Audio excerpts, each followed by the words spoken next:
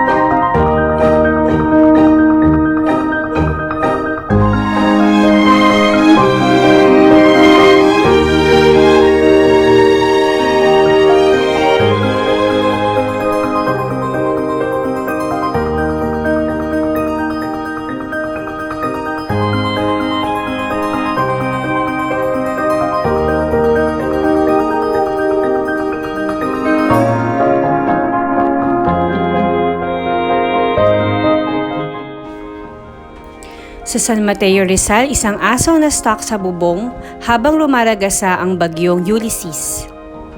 Ang magandang balita, nasagip ang aso at naibalik sa kanyang amo.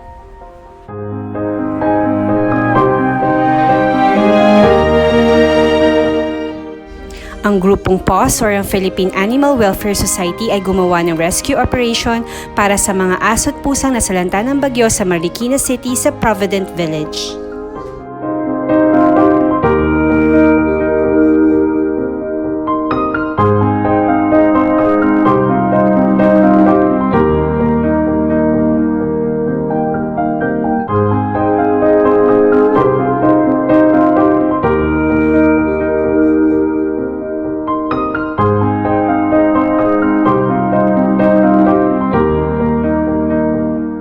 Maraming salamat sa mga rescuers na tumulong upang sagipin ang ating mga alagang aso't pusa pagkatapos rumagasa ang Bagyong Rolly at Ulysseys.